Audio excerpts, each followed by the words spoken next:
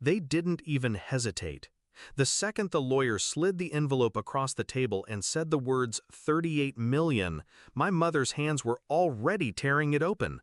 My father yanked the check from inside like it was a weapon aimed at their throats.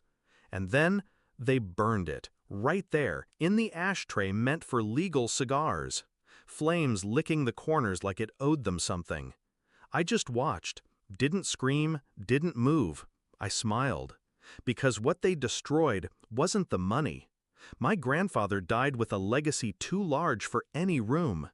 But it wasn't the mansions or stocks or the empire with his name carved into steel and glass that mattered most to him. It was me, the only one who ever sat in silence and listened, who showed up, not for favors or handouts, but to read to him when his eyesight gave out, to walk with him even when he forgot who I was. He remembered one thing, though. He remembered love, and he knew mine was real. My parents didn't like that. They tolerated me the way people tolerate weak sunlight, visible but barely warming the room. I wasn't useful, not like my brother, the golden heir with the MBA and perfect hair. Not like my mother, who knew how to play the grieving daughter while eyeing inheritance clauses. I was the shadow they resented, quiet, observant, forgettable. Until the will. To my granddaughter, the lawyer read, unfolding a second page, I leave 38 million for everything she gave me when no one else did. That's when the room cracked. My mother laughed, shrill, high, dangerous. My father stood up so fast his chair slammed backward. I didn't flinch. They called it a mistake, demanded a correction, threatened the lawyer, tried to grab the document. When he calmly pulled out the check, signed, notarized, legal, they lost it. My father ripped it from the table, pulled out his lighter.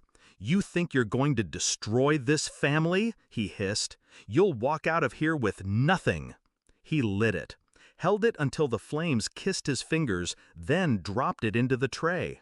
I could have stopped him, could have screamed, but I just watched it burn. Because that wasn't the real check. It was a decoy, printed with the same numbers, signed with the same flourish, but backed by nothing. A showpiece, a spark.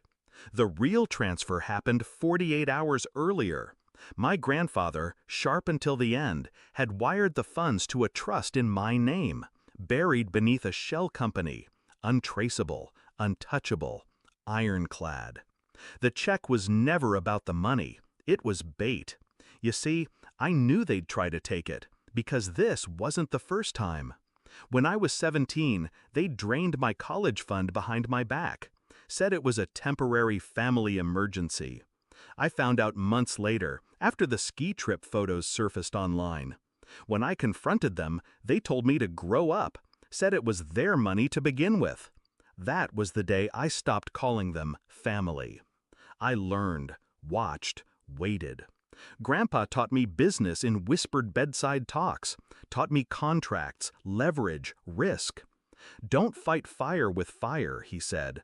Let them burn themselves out, then walk through the ashes. So I planned. 2 months before he passed, I told him what they'd done to me. He didn't look surprised, just nodded, told his lawyer to draft the trust. Then asked me one question. Do you want revenge? I didn't answer, but I smiled. So when they torched that check, they thought they'd won. They thought I'd go home empty, humiliated, erased. What they didn't know was, by burning it, they signed their own end. The trust was set up with a clause. If they ever contested the inheritance or tried to interfere in my share, their own distributions would freeze permanently. And they did both, on camera, in front of a lawyer, hands black with ink and ash. The fallout was beautiful. 2 weeks later, their accounts locked, credit lines pulled, board seats revoked. Turns out, Grandpa had left just enough to keep their lifestyle afloat, as long as they behaved. They didn't, and I didn't stop them. Now, They're selling the beach house. My brother's car got repossessed last Thursday. My mother started calling people she once mocked. I hear my name a lot these days, in courtrooms, in whispers, in desperation, but not in gratitude. That's fine. I didn't do this to be thanked.